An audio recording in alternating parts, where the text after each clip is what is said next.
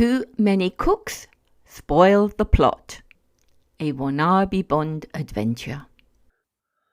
The sunlight hitting the trail of dust on the windows of my office in the down part of town suggested it was mid-morning. I'd been sleeping on the couch since a final rent notice had been pinned to my apartment door the week before. The other alternative to bed down with Attila the Mum would have been going back to the war zone, with the only advantage it was also in the cheap zone. My mother and I shared little outside the Wannarbee name. My name is Bond, Wannarbee Bond, and thanks to my grandmother, I come from a long line of Wannabees. She was a Pankhurst Wannarbee, my mother a Monroe, and me, well, I guess once I got a liking for martini milkshakes, round about my 10th birthday, I was hooked. I grew up with the advantage of being central to most of the minority groups, so I excelled in failure. The day after leaving school, as in enforced suspension, I applied for work at a pest exterminator's office. Unfortunately, I had misread the PE sign on the door, and soon found myself to be a private eye. Not many clients, much work or pay, but then that was part of my vocation. I had been playing solo for well over a month, and the sexual tension was building up. However, right then the office was as unfriendly and empty as a morgue on Halloween. So I was very receptive when the door suddenly swung open and a dame walked in. She was big, she was blonde, and thanks Max Factor, she was beautiful. She wore nothing but cleavage and high heels, and her perfume smelt like invitation. "Hi, ma'am. What's a dive like this doing near a girl like you?" I asked. Okay, it was corny, but I've never claimed to be an intellect. She laughed, and it was like dollar coins spurting out of a poker machine. In a sultry voice that encouraged me to become a born-again pervert, she said, "Hi yourself, girlfriend." I found myself replying an octave higher than soprano. "What seems to be the problem, honey?" Her face drooped, and a small frown tried to force itself through the Botox. "I've got troubles," she said. From where I was sitting, I could see she was advertising both of them, and asked, "So, how can I help you, sugar?" "My name isn't Sugar or Honey," the blonde demurred. "Hey then, Candy?" I tried. "Sweetie?" The blonde shook her head. "Close, but not quite. It's Gloria Stitts, but everyone calls me Nellie." "You look nervous, Nellie," I said, foregoing the obvious repartee. "I'm always nervous. I need a man fast," she whispered. "Sorry, you've come to the wrong place, ma'am," I said. Then, moving aside the large sign on my desk that says, "Grow dope, plant a man," I pushed the smaller one before her, which cranks up my name and credentials.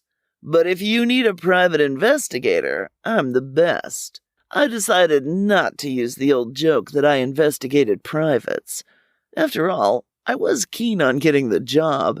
It meant the difference between living and gastronomic suicide. She perched on the edge of my desk and swung her legs over the side, showing off the edge of her Brazilian. Then, taking a dainty handkerchief out of her purse, she lodged it carefully under her mascara and began to cry. "I have a half-brother who owes a lot of money to Doughboy Donovan." "That could be sticky," I quipped. "Doughboy gets cut up real bad when he's out of bread." I knew Doughboy on a personal basis. Only he was the one owing me, and it seemed his wallet was in a permanent state of constipation. But then, so was his face, since the heel of my stiletto had accidentally found itself on his forehead. He hadn't liked me much before, so I was pretty sure I was off his Christmas list now. "Are you offering me a slice of the action?" I asked. She was cute, but hey, it had been a long time between rent payments, and I was eyeing her more as business than pleasure. "Come with me." She beckoned like a black widow spider, enticing a mate, and I was ready to lose my head.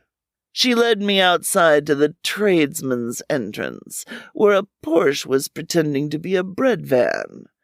I got in beside her. She revved the car up until it sounded as if it was being neutered, and we drove to the wet side of the city where all the drunks were anonymous. Finally, she pulled up outside a nightclub called Bums and Tits, a beer-swilling, smoke-ridden haven for the chronically unemployed, where you could always find sex, drugs, and hitmen. I had known it well, though couldn't help but notice it had become a sleazy dive since I had last been there, a real home away from home. Rick the barman usually looked like a humpback whale, but was currently in disguise as a responsible adult. He stood polishing glasses with a dish rag bought as a WW2 souvenir. I could see he had put up a new sign. Guys, no shirt, no service. Gals, no shirt, no charge. "Good one, Rick," I said, nodding to the sign. "Yeah, well, Wannarbee, there are exceptions, you know," he smirked. "Sometimes we offer gals a drink to cover up." I looked around the room and noticed we had a few new punters. There was a dame over by the bar singing, "I fall to pieces," which, from the sound of her voice, left me thankful for small mercies. She certainly had an hourglass figure, but in her case the sand had landed in all the wrong places and was now drifting out with the tide. "Who's the broad?" I asked Rick. He followed my gaze. "That's Dynamite," he said. "She's the new torch singer." "Well, she's not lighting my fire," I said. "So maybe you need a wick, Wannarbee," he said, and guffawed at his own joke. "Believe me, she fires on all cylinders once she gets hot. She's no flame of Splinter Woods." He nodded further down the bar.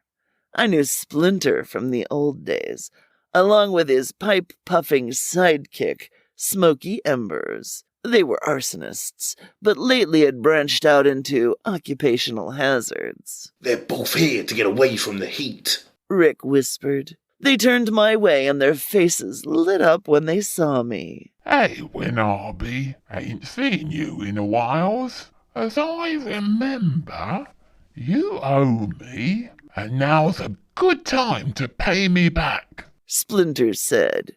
I could tell he had a chip on his shoulder, and as I didn't want to get into a fight in front of my new client, I said flippantly, "Don't be a sap, Splinter. You know money doesn't grow on trees. Thanks to you crashing in on my turf, my bankroll is dead wood right now. I'll pay you back once I get the lucre Doughboy Donovan owes me." Dinah began singing, "I'm too hot to handle," and she was looking all loving at Splinter. I decided she was a good match for him. Anyway, Nellie was getting restless beside me. "Don't bother with her," she said jealously. "She's been going down the ladder of success rung by rung." She pointed to the other corner of the room. "My brother is over there." I peered over to where she was looking and was disappointed. I recognized him from mugshots on recent election posters. Now, I don't like politicians. The way I see it, all politicians are like diapers. Both need changing frequently and for the same reasons. Apparently the electorate felt the same way. He had bombed at the polls. "So you're related to the Honorable Tim Larden," I said to Nellie. I could see the family resemblance. He was blond, blue-eyed, and button-nosed, dressed in a baggy white suit. There were 2 minders sitting beside him, scoffing on Turkish delight, trying to be invisible. One was short and slim, with a thin, peaky face like a rodent, the kind of fellow whose mind and body go in different directions. The other was just as ugly. Even his mother would have had a problem letting the stork leave the package. He could have passed as twins with a hippopotamus. He was fat, and maybe back in the good old days he had worn his hair in a crew cut, but the crew had long since deserted, and so had his hair. From the look of them all, I was in tough company. Even so, if Tim Larden was her brother, he was a potential client, and as eating is an old-fashioned habit I like to cling on to, I thought I'd best introduce myself. I wandered over towards him. "The name is Bond, Wannarbee Bond," I said, holding out my hand. "My, you have a good memory," he sneered. Now, I refused to have a battle of wits with an unarmed person, so I just ignored the remark and thought I'd like to kill him instead. Then I thought better of it. After all, as my client, my goal was to keep this one alive. He looked down at the whiskey he was drinking. "Sorry," he said. "Abuse is just an old habit of mine." He looked lovingly into his glass before taking a hearty gulp. "I guess I really should give up the booze, he said reluctantly. My physician reckons I'm a candidate for a heart attack." I eyed up the triple scotch he was gulping down and thought if it was a heart attack he was after, he was on the wrong kick. My view is that heart attacks are God's revenge for eating his animal friends, and I like to think that whiskey is strictly vegetarian. "Well, my motto is, eat, drink, and die anyway," I murmured, trying to be friendly. "What? What's that about dying?" he said, looking around nervously. "It was a joke," I said as I sat down beside him. "So how can I help?" "A hood by the name of Doughboy Donovan is trying to blow me up," he said. "Well, you could always beat him at his own game and commit suicide first." I was on the joke wagon again, a habit of mine when under stress. Just double up on the pizzas, fries, and pork chops, and you can be a DIY merchant. Mr. Larden gave a wimpy smile. "Enough with the smart-arsery, Wannarbee. Let's get down to business." He leant towards me. "How are you placed with the police around here?" I shrugged. I can take 'em or leave 'em, and most of the time I like to ignore 'em. Unfortunately, they seem to feel differently about me. I'm often invited to join them behind bars, and not ones that serve alcohol. Interesting," said the Polly. "You've had a few run-ins with them, then, eh?" I nodded. It was true. There had been a number of occasions when my clients had finished up dead, and so had the cops who had been trying to protect them. Sometimes it got very depressing. There was no doubt I was simply a victim of bad timing. After all, everyone was going to die sooner or later. I just gave them something more interesting to have written on their death certificate for the morning after. The blonde baby face looked me up and down as if I was a bad smell. He repeated. "Well, I have to be careful. I can't afford to get a bad reputation in my profession. I'm hoping to be Prime Minister one day." Yeah, and one day will be quite enough, I thought. He looked like being a bastard was his true vocation. As if he had suddenly made up his mind, he hauled himself off his chair. "Follow me," he said. "There's someone I'd like you to meet." He strode towards the far end of the room, veering off through a door set in a recess. His 2 minders waddled close behind him. "Come on, Wannarbee," Nellie gave a suggestive pout and went after them, swaying like an S-bend. Then, making a U-turn, she looked back to make sure I was following, before disappearing into the same room. I was about to tag along when I saw Rick making eye movements behind him. They were, "I want to talk to you" signals. He came towards me, and as he got close, he whispered, "The drinks your friends ordered are over by the bar." I was just about to say, "They're not my friends, and they didn't order anything," when I picked up on Rick's cryptic message. Looking back into the gloom, I saw what he was referring to, and my missing breakfast threatened to meet the missing lunch. There were two goons at the bar I knew only too well as old adversaries of mine. One was an empty space of a man who fancied himself quite the dapper blade, called Razor Sharp. He was a big-time crook with a low IQ. He sold his services to the highest bidder, and what he did with his time usually got highlighted on the front pages of the daily press. One of his pastimes was cutting people's throats. "Razor's just come in with Rusty Chain," said Rick, nodding to his companion. "They were in here yesterday talking to your girlfriend and her brother." Rusty gave the impression he was depriving some village of its idiot. But what he lacked in brains, he made up with brawn. Thanks, Rick. I owe you one. I didn't like the odds. Too many people who didn't like me were under the same roof, and the dame I'd got the hots for, Nellie, was the common denominator. I was about to make a quick exit out of the door when Razor saw me and sauntered over. "Well now, if it isn't Wannarbee Bond, how come you're sticking your nose back in this joint? It isn't as if it's Fright Night." "How are you, Razor?" I smiled.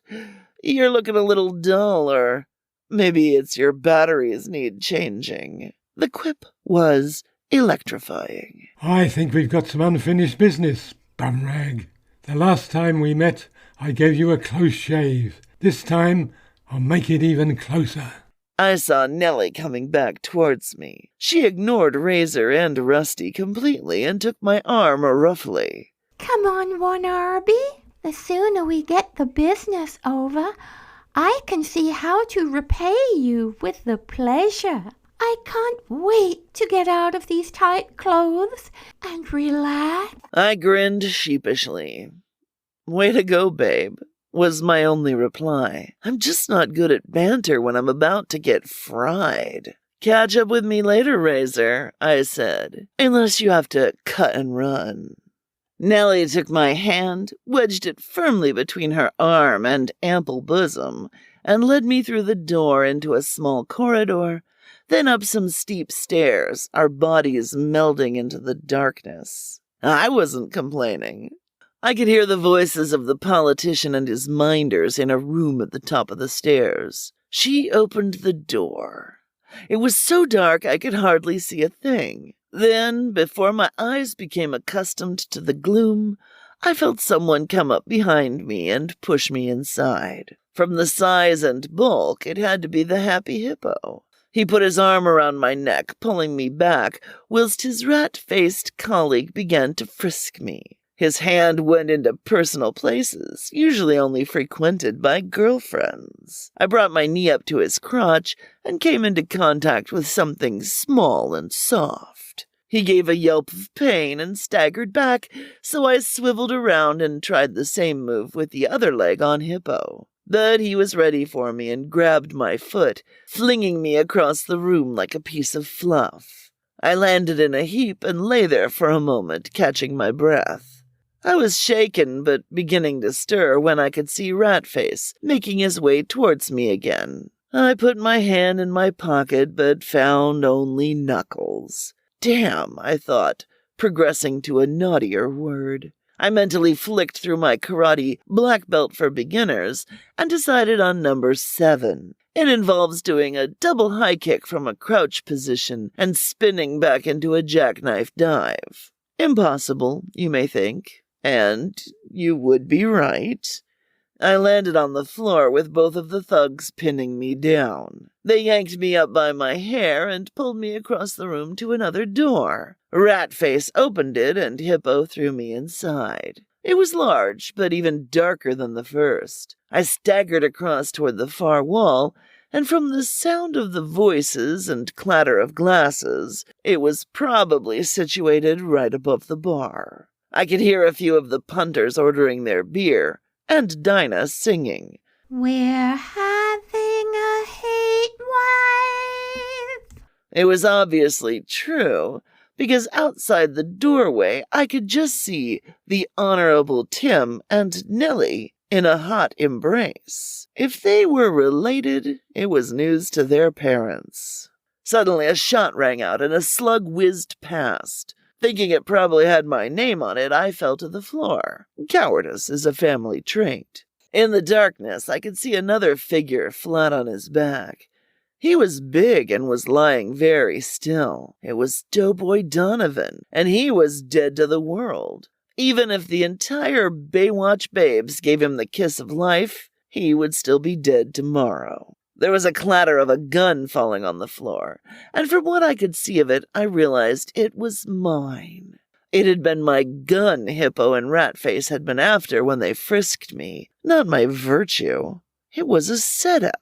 My gun would be covered with my prints, and all of them originals. I made a move towards it, but before I could grab it, Hippo crunched one of his hobnailed boots over my hand.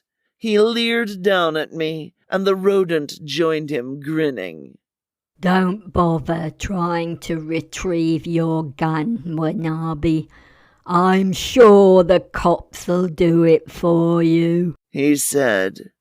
A clatter of high heels suggested Nellie had come up beside him. Her skirt was so short, I could see the San Andreas fault quite clearly now. She was wrapped around the Honorable Tim, and both were smiling. Oh, so good of you to call in, Miss Bond, the politician said politely. I understand that I'm not the only one to fall foul of Doughboy. He's got a contract out on you, too. We're going to make it look like you and Doughboy were playing colanders and sieves. So sorry, but we've got to kill and run. Oh, but you won't be lonely, he added smoothly. We've already called the police. Such upright defenders of the law. As if to prove the point, I could hear the police sirens in the distance. Nellie leaned over and blew me a kiss. Sorry, Wannarbee. We only needed your body, but not necessarily you in it. Why, you two-faced bitch, I snarled. I wanted to thump her just as I did my Barbie doll. I knew I'd been framed and was about to be hung. The cops had got so many raps to pin on me, I was already a candidate for acupuncture. You say I'm a bitch like it's a bad thing, but I'll take it as a compliment. After all, dogs don't worry if you call them by another name. Nellie whined as she began to walk out of the room. She changed her voice to mimic mine. Goodbye, sugar. Or do you prefer honey or sweetie? She spat the endearments out as if they were a bitter taste in her mouth, finishing up with, Dyke. Well, had I ever rung the wrong number?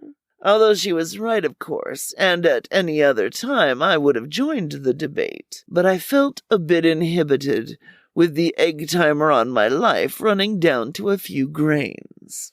I watched as Hippo knelt towards Doughboy and carefully put a 45 into the fat fingers. He then swiveled them around, so that the gun was now aimed at me. Yes, I could see how it would look. The pair of us in a fatal shootout.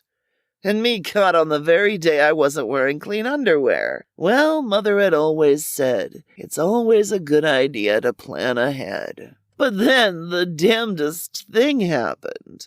Light suddenly cascaded into the darkening room as the door opened and two figures came in. From the outlines, I recognized Razor Sharp and Rusty Chain. All right, Bond. You're in a sticky situation. Your number is up. Yeah. Rusty was almost giggling. He began to count on his fingers in great concentration. 7, 8, 10. You're it. What happened to 9? I shouted. I'm planning on at least 9 lives. There were two short, sharp explosions coming from the doorway as more shots echoed around the room. There was a scream, and I felt Hippo slump down beside me. Oh shit, I've been hit, he said in unexpected poetry. Bloody hell! Me as well! Said Rodent as he fell beside him. There was a moment's silence, then, Geez, we've cleaned the wrong ones. Let's get out of here. I saw Razor turn back towards the door, and Rusty was right behind him, the clatter of their boots echoing down the stairs outside. The two extra bodies lay still. The floor was getting crowded. I staggered to my feet just as Rick came in. Say, what's going on in here? He switched on the light, staring at the three bodies lying inert in pools of blood. Christ, Wannarbee, not again. There are other ways of getting rid of non-paying customers, you know. Sure, I said. Doughboy comes dead care of these two. I nodded to the two minders, and they come dead courtesy of Razor and Rusty. I went over and picked up my gun from the floor. Lardon tried to set me up for killing Doughboy. His thugs were about to kill me too when Razor and friend had the same idea. My, aren't you the popular one? Rick said with his familiar grin. And Splinter and Smokey are downstairs, still waiting in line. Just then we were both aware of the sirens right outside the front door and brakes screeching to a halt. Doors slammed and I could hear the cops giving each other directions. Is this the back way? I nodded to the window on the far side of the room. Looking down, I could see a narrow back alley. Rick nodded, and I flung the window open wide, saying, "Thanks, Rick.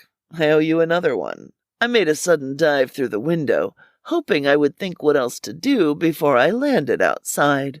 Although the really nice thing about not planning is that failure isn't too big a disappointment. But this time I was in luck. I landed on Rusty as he was leaving the back door. It was a soft landing as I trampolined right onto his belly. Razor was right behind, and I fell onto him in my second surface for air. Christ, Wannarbee, you've got more lives than a Siamese cat. Don't you ever lay down and die like a law-abiding citizen? Razor asked. No, and with the cops this close to 3 corpses, I suggest you don't either, I said. We could hear the cops making their way through the bar before going upstairs. Then, from the sudden yell of excitement, it was apparent they had found our 3 parting presents. Crouching low into the shadows, we made our way from one garbage dump to another, before gaining the main road. It was fairly quiet, with only one car coming down the highway. As it got close, Razor threw Rusty in front of it. The driver screeched to a halt, yelling, "What the bloody hell do you think you're doing?" Stealing your car, creep. Rusty said, as he thumped him across the head. He jumped into the car, and Razor was quick to follow. Want a lift, Wannarbee? He called out as the car began to speed away. I gave him the finger and was about to make my way back to my car when I heard an echo. Yeah. Want a lift, Wannarbee? We've got a nice comfy car waiting. I turned and saw the 2 cops who I had last seen going into Rick's. You look like shit, Wannarbee. Is that the style now? Jeered B1, who was a clone of his partner, without the courtesy. A closed mouth gathers no foot, I told myself, then ruined it by saying, "Ever thought of joining the human race? It must get real lonely on your planet." B1 grinned at his companion, who scowled and walked menacingly toward me. I put my hands up. I know when I'm beat. Okay, so what's on your mind, officers, if you'll forgive the tautology? We've just found 3 corpses, and each one had a grudge against you. I hope you've got a good alibi. I sighed. The way my life was going, if everyone with a grudge against me finished up dead, I would finish up with a tally larger than Capone. Resigned to the fact it was a bad night for the telly, and prison grub was 4-star for me these days, I said, "I'll tell you all I know, but you probably won't believe me." Okay, Pinocchio. said one of them as he cuffed me and pushed me into the car. We'll keep our eyes on your nose. It took 5 hours to convince everyone at the station that I was simply a victim of circumstance, and that my nose wasn't planted on my chest. So it was the early hours of morning when I finally left the station and hailed a cab. I gave the cabbie the address to my apartment. I figured it was worthwhile taking the chance of a re-entry. After all, my landlord had only threatened to do what half the hoods in the country had failed to do, and I needed a shower and clean clothes. Somebody's blood was all over me, and I didn't feel I needed the donation. Depressed, I got into the elevator, and just to make things worse, my favorite tune came through the Muzak channel. Mick Jagger's I Can't Get No Satisfaction just doesn't cut it with a Mantovani backing. Hell, was I that old?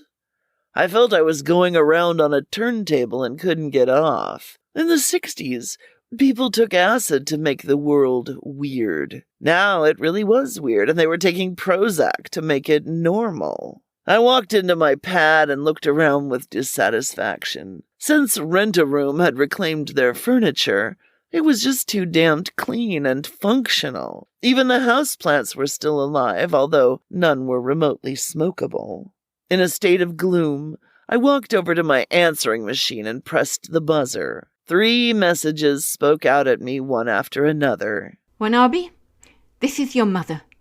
The woman who carried you in her womb for 11 months in absolute agony. Call me. Wannarbee, this is your mother. The woman who scrimped and saved and wore her fingers to the bone so that you could go to college and freak around and waste your life. Call me. Wannarbee, this is... The line went dead as I yanked the plug from its socket. It was like cutting an umbilical cord, but without the pain. I poured myself a scotch. It was going to be the last from the bottle. I sat down in the one comfortable chair and thought about Nellie. It was not the first time I had got taken in by a chick. She was right. I should get myself a dog. I had thought about it from time to time. After all, there were so many compensations. Dogs will forgive you for playing with other dogs. And what's more, a dog will let you put a collar on it without calling you a pervert. Then again, a dog couldn't ask you how your day was and congratulate you when you didn't get killed. I gulped at the last few drops of the liquor morosely. Maybe I was in the wrong business. I had certainly misread all the clues. I thought about life, my life, and counted how many people wanted me dead. Flicking through some opened bills, I saw the final rent notice again, and a few others to be paid. The count doubled. Suddenly, in the quiet of the night, there was a knock at the door. 3 raps. I got up to answer it. There was a dame standing there that would have made Helen of Troy look like a has-been. Her dress was short and tight, and her perfume smelt like invitation. Is this the right address for Wannarbee Bond? My name is Sars, Gloria Stitts, and I'm in trouble. It seemed that Glorias were coming thick and fast into my life. Her voice was dripping with so much honey, I was convinced at least a dozen hives must be empty. I couldn't fly into the web fast enough. After all, she was big, she was blonde, and she was beautiful. This city has a million great stories, and this has been the 1,000,000th.